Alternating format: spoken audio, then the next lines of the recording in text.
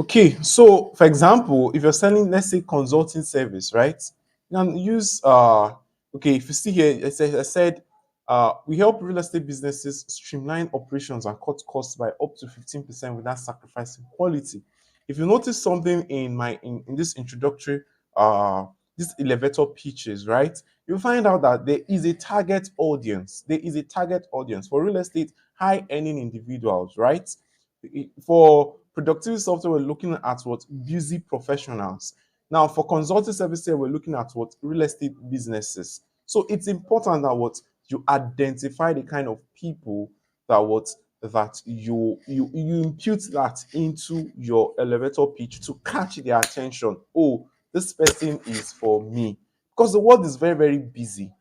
The world is very very busy, so it's important that what you catch their attention. Attention span has significantly reduced as a result of the way we generate information now, the way we consume information, social media, all of that information is fast paced now. So it is important that what you use words that will get your target audience's attention within a few minutes. So I dropped a couple, several other examples of elevator pitches that you can use, examples that you can use for your business. Now, elevator pitch is not cast in stone and it is not also rigid, right? What I mean is that you have to try it out.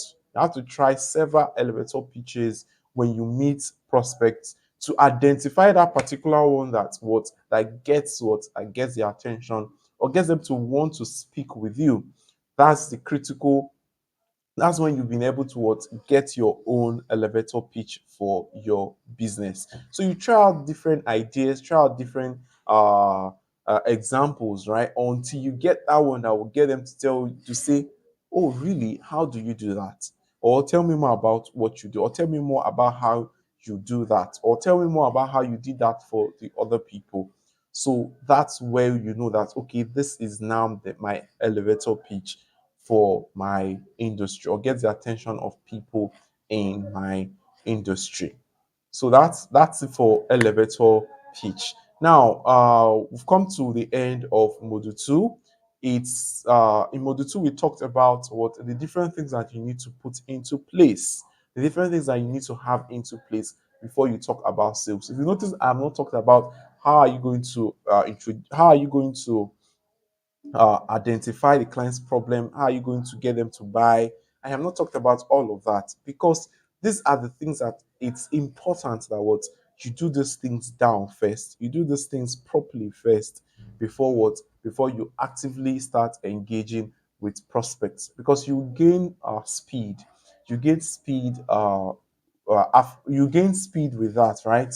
Other than just doing a lot of work and generating little results. So to recap, we talked about what the different things you have to have in place. Number one, your product knowledge has to be top notch. You have to understand the product.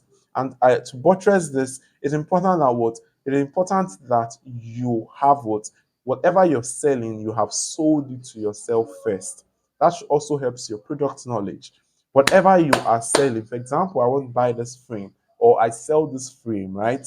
I have to sell this frame to myself first. Why would I even buy this frame in the first place? Why would I spend the amount of money I spent on getting that frame, right? Why would I spend that money on a frame to be hung on my wall? So that is the first step what I have to take. And it's only product knowledge, understanding different benefits of the frame, right? Understanding different benefits of a frame like that, to me, is what that is what will help me to be more persuasive, to be more convinced about what I am selling. And we now talked about industry knowledge. Industry knowledge, having a clear, identifying a clear industry that you want to focus on. Also identifying what your target audience, the type of person in that industry that is your ideal client. Now, I want to make this statement. If you're a salesperson working for a company, it does not mean that the target audience that your company is selling to must be your target audience. What you have to do is what identify, carve out your own target audience within the scope of the people that your company is marketing to. Carve out a scope, carve out your own audience, because you're just one person and you cannot sell to everybody. Now you can, as they're marketing to a specific kind of audience, pick out the kind of people in that audience that you can sell to. Because what by the time you've done that, you've activated, or reticular activating system becomes activated, and you're able to spot opportunities and where and the people that need what you are selling easily. So right now I have a task for you. Just click on the worksheet for this particular module, and go through all of those questions and impute accurate answers, because the essence of the worksheet, and I'll buttress that again, is to ensure that what the new knowledge you have gained, right, you are able to outline in detail how that applies to what you're currently doing, or the information. You apply that new information and write out clearly the things you're going to do in your own business based on the new knowledge you have gained in this particular module. So don't skip the worksheets. Uh, don't skip the worksheets. If you skip these worksheets, you're doing yourself a disservice, and you might not be able to get the kind of results that you are looking for in your sales. So until next time, I'll see you in the next module. Cheers.